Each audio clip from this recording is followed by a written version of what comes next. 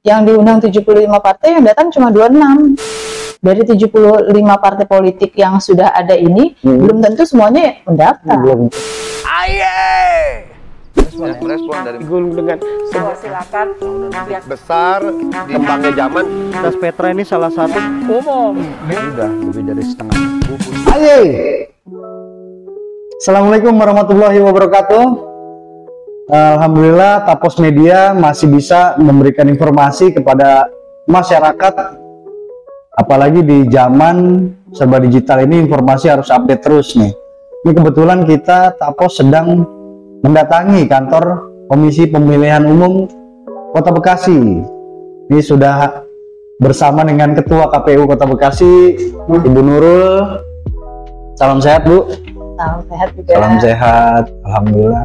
Ini Bu Nurul ini lulusan UIN dan ini mantan aktivis pergerakan juga nih. Ini hebat banget nih Bu Nurul. Ini wanita hebat, ini salah satu wanita hebat. Sebenarnya kita Tapos ini ngincer pada saat Kartini, hari raya Kartini, pengen banget, cuman kan waktunya sibuk Bu Nurul ya. Enggak juga sih, kemarin kan belum masuk tahapan pemilu tuh. Oh, belum masuk ya. Berarti Ya, persiapan awal. persiapannya. Bu Nurul, ini kan kita mewakili masyarakat ya. Pengen tahu tentang pemilu. Nah, kemarin kan sudah ada peluncuran ya. Ya, peluncuran tahapan. Peluncuran apa namanya, Bu? Jadi kemarin tanggal 14 Juni 2022 itu tepat 20 bulan sebelum hari H pemungutan suara di tanggal 14 Februari tahun 2024. Nah, kalau menurut Undang-Undang 7, tahapan pemilu itu kan paling lambat dimulai 20 bulan. Nah, kemarin tanggal 14 Juni KPU RI melakukan peluncuran tahapan pemilu 2024 dan kemudian KPU di tingkat kabupaten kota diminta ikut menghadiri secara virtual karena zaman udah canggih ya, kita semua serba virtual. Kita menghadiri dengan mengundang juga Forkompinda, kemudian partai politik yang sudah ada datanya di KPU Kota Bekasi. Ya kemarin itu mungkin Nugi juga sama teman-teman menyaksikan ya, kita melakukan peluncuran, menghadiri peluncuran yang dilakukan oleh KPRI secara virtual. Ya, berarti peluncuran tahap ini yang mengadakan KPU Republik Indonesia Pusat ya. Itu bersama dengan provinsi ya. Iya, kalau provinsi hadir secara luring, nah, kalau tingkat kabupaten kota itu hadirnya secara daring. Kota kabupaten mengikuti lah ya daring ya. Dan itu yang dibahas tuh apa aja sih, Bu? Sebenarnya nggak bahas apa-apa sih. Itu sifatnya hanya seremonial aja. Jadi seremonial untuk menandai bahwa kita ini sudah memasuki tahapan pemilu loh per hari ini. Sudah mulai gitu ya? Ya, sudah resmi masuk tahapan pemilu 2024. Jadi peluncurannya mulai dari kemarin, KPU udah mulai nih sibuk nih ya? Iya, udah hitungannya kalau kita kerja itu udah bukan hari kerja ya. Hari kerja kan Senin sampai Jumat. Nah, kita kalau sudah masuk tahapan pemilu itu kerjanya hari kalender. Sabtu Minggu kalau dibutuhkan dan kebetulan memang ada tahapan yang harus dilaksanakan ya tetap harus dilaksanakan. Bisa 24 jam juga. Bisa 24 jam. Tapi kalau masih awal begini belum kali ya 24 jam. Iya, paling standby di rumah gitu ya. Enggak juga, tetap harus ke kantoran. Kita juga terikat dengan aturan apa namanya?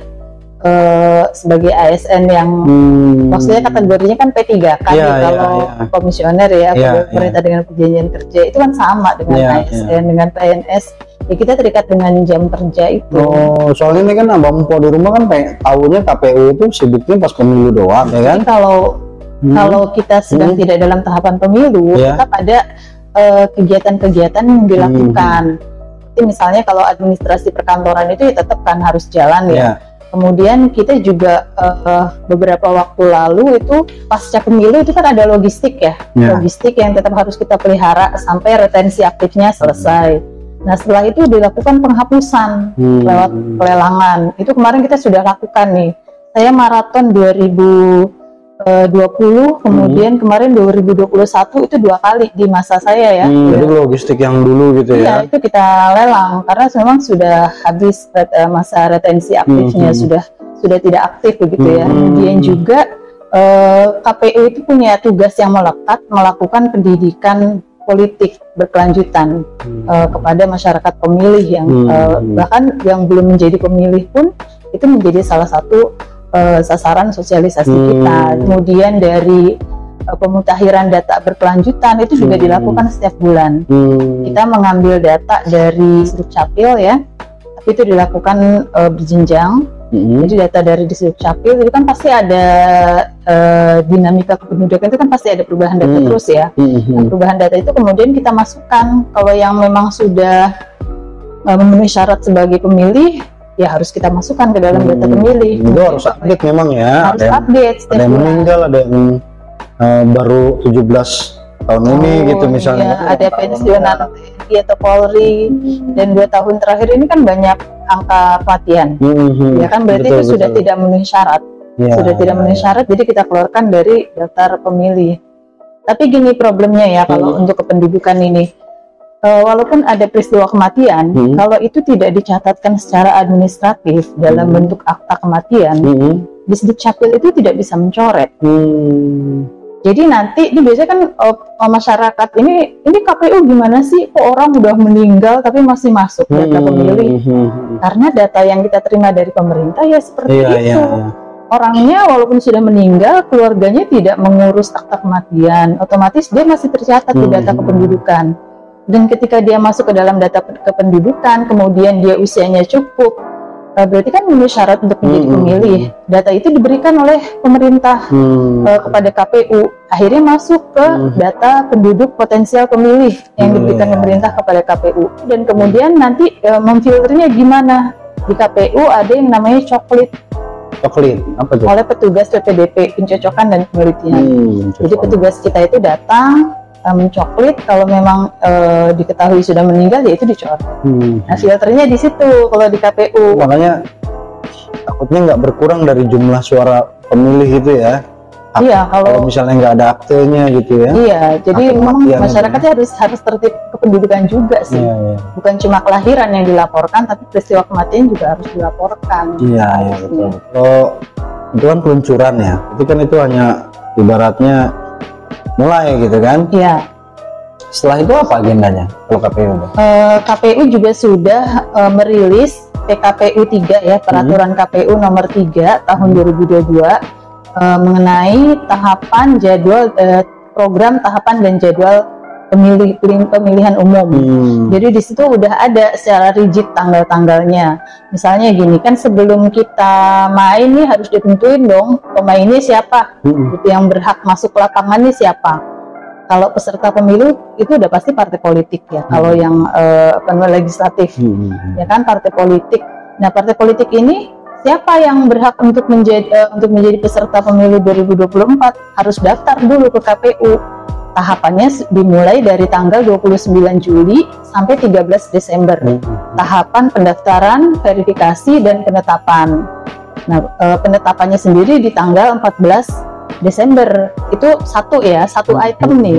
Pendaftaran, verifikasi, dan penetapan partai politik peserta pemilu. Nanti di situ ada lagi kegiatan lain, pemutakhiran data pemilih. Itu mulai bulan Oktober sampai nanti menjelang hari H pemilihan. Kemudian ada lagi sosialisasi dan pendidikan pemilih. Kalau sosialisasi dan pendidikan pemilih ini sepanjang tahapan terus dilakukan. Lalu ada lagi, tadi kan pemainnya siapa, kemudian daerah atau lapangan bermainnya itu di mana begitu. Dapil, daerah pemilihan. Nah kalau dapil DPR RI dan DPRD provinsi itu kan sudah menjadi lampiran Undang-Undang 7 ya, menjadi bagian yang tidak terpisahkan. Itu sudah ada, sudah ditetapkan. Ya, yang masih bisa yang menjadi bagian dari KPU yang masih bisa ditetapkan oleh KPU itu adalah dapil DPRD kabupaten kota. Jadi kami nanti ketika sudah masuk tahapannya itu akan mengundang partai politik, pemerintah, akademisi untuk sama-sama merumuskan nih dapil di Kota Bekasi baiknya seperti apa. mau seperti yang kemarin 2019 atau perlu dirubah, apakah perlu ditambah atau perlu dikurangi. Nanti kita lihat ada perubahan jumlah penduduk tidak gitu, ada dinamika pendudukan di situ atau tidak, karena bisa mempengaruhi jumlah kursi kan di masing-masing dapil. Karena untuk mendaftar menjadi peserta pemilu itu juga tidak mudah ya, cukup berat persyaratannya. Sekarang partai politik yang sudah ada di kita ini yang sudah mendapatkan pengesahan dari Menkumham ada 75 partai politik. Itu nasional. Nah, masing-masing mereka itu harus punya kepengurusan di semua provinsi. Kemudian di setiap provinsi harus punya kepengurusan di minimal 75% kabupaten kota di dalamnya. Dalam satu provinsi itu minimal 75%. Ya. Kalau provinsinya 100% se-Indonesia. Iya, harus punya. Wajib ya. Wajib. Nah, kemudian di dalam kabupaten kota itu harus punya 50% kepengurusan di tingkat kecamatan. Nah, jadi 175-50 gitu rumusnya itu. Nah, kemudian di setiap kabupaten kota harus punya anggota 1000 atau 1/1000 dalam satu kota. Dalam satu kota atau kabupaten. Itu kan cukup lumayan lah gitu. Kerja keras juga ya. Kerja keras juga. Apalagi partai-partai baru ya. Partai baru apa yang sudah daftar? Di Kota Bekasi nih. Bukan mendaftar sih sebenarnya ya. Mereka menyampaikan salinan SK gitu. Salinan SK. Berkomunikasi ke kami, menyampaikan salinan SK, kemudian menyerahkan alamat kantor. Ini kan untuk komunikasi ya. Itu ada, kalau partai baru itu Partai Gelora yang sudah, kemudian Partai Prima, kemudian Partai Buruh. Partai Umat kemarin datang, tapi mereka belum menyerahkan data pengurusannya.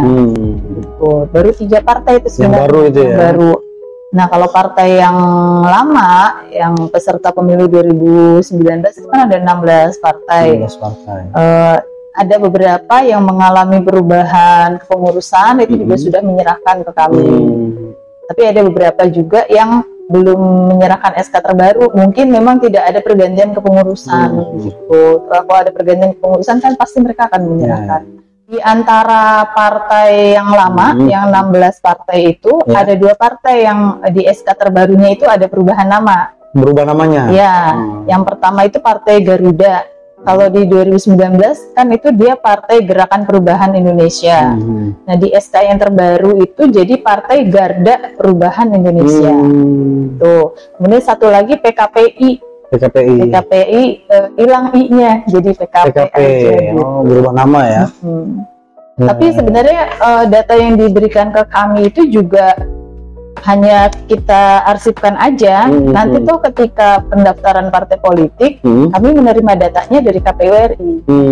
Jadi partai politik di tingkat DPP mendaftar di KPU RI, kemudian KPU RI menurunkan datanya ke kami untuk melakukan verifikasi. Sesuai syarat tadi yang 100, 75, 50. Jadi soal nama atau apa gitu ya, itu nanti tergantung data yang kita terima dari KPU RI. Berarti ada 19 partai sudah menyerahkan SK salinan itu ya. Artinya masih bisa nambah lagi ya, kan nasional, secara nasional 75 partai. Tapi 75 partai itu ketika kemarin KPU RI mengadakan sosialisasi dan simulasi aplikasi Sipol, yang diundang 75 partai, yang datang cuma 26. Padahal itu penting sekali.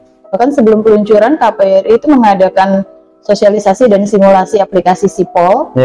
Nah, itu kan nanti untuk memudahkan partai politik ketika proses pendaftaran ya. Tapi yang datang cuma 26 dari 75 partai. Artinya nanti mungkin saja dari 75 partai politik yang sudah ada ini, belum tentu semuanya mendaftar. Belum tentu ya. Iya, belum tentu semua jadi peserta. Apalagi ke tingkat provinsi dan kota ya. Pusatnya aja belum. Iya, belum tentu juga. Sudah punya pengurusan sampai ke tingkat kabupaten kota. Kalau untuk ini dari KPU sendiri ada nggak sih perubahan sistem dibanding pemilu 2019? Oh gini. Dasar hukum pelaksanaan pemilu 2019 itu kan Undang-Undang 7 tahun 2017 tentang pemilihan umum. Nah, undang-undang ini tidak dirubah sama sekali. Tidak ada juga perpu untuk misalnya ada perubahan terbatas atau apa gitu. Jadi ketiplek begitu ya. Sama persis ininya. Untuk undang-undangnya. mungkin nanti akan ada perubahan pada hal-hal yang sifatnya detail yang tidak diatur dalam undang-undang. Turunannya adalah di PKPU, Peraturan KPU RI. Sejauh ini KPU RI untuk pelaksanaan pemilu 2024 itu kan baru mengeluarkan satu PKPU, PKPU 3 mengenai jadwal dan tahapan aja. Tapi untuk teknis pelaksanaan yang lain-lain, misalnya PKPU mengenai pendaftaran partai politik itu kan belum. Jadi kita juga masih menunggu. Ya, mungkin ada perubahan masalah cara nyoblosnya mungkin ya. Kalau mungkin dari jarak jauh gitu nyoblosnya cus gitu. Tapi tetap nyoblos kan. Tetap nyoblos ya. Gitu. Intinya kalau undang-undang nggak ada perubahan ya. Undang-undang nggak ada perubahan. Tapi mungkin untuk teknis pelaksanaan yang lebih detail gitu secara rinci itu mungkin nanti bisa aja ada perubahan tergantung para regulator di tingkat pusat ini, karena kalau di tingkat kabupaten kota itu kan hanya implementator, kan kami hanya melaksanakan aja apa yang diperintahkan KPU RI. Jadi artinya Bang Po di rumah KPU ini, kantor KPU memang kelihatannya mungkin pikiran masyarakat selama ini ya kerjanya pada saat pemilu doang mulai. Ternyata memang banyak juga kerjaannya gitu. Banyak hal yang kita siapkan walaupun nggak rame-rame mungkin ya. Termasuk untuk penyelenggaraan Pilkada 2024 kita sejak 2 tahun ke belakang itu sudah mulai merancang anggarannya dan lain sebagainya, sudah berkomunikasi dengan pemerintah kota mengenai penyediaan anggarannya. Tapi memang ya itu bukan pekerjaan yang kita tampilkan ya ke masyarakat, itu kan pekerjaan perencanaan yang dilakukan secara internal. Oke, siap Bu Nurul, terima kasih informasinya. Iya, sama-sama. Abang Po, mungkin Abang Po di rumah juga bisa simpulkan sendiri, kalau nggak paham komen gitu kan, biar saya juga ikutan paham juga gitu kan. Terima kasih banyak, mudah-mudahan KPU Kota Bekasi bisa berjalan lancar dan semakin bagus lagi anggota-anggotanya lebih semangat lagi di pemilu 2024 ini. Harus. Ya kita juga minta inilah doa dan dukungan dari masyarakat.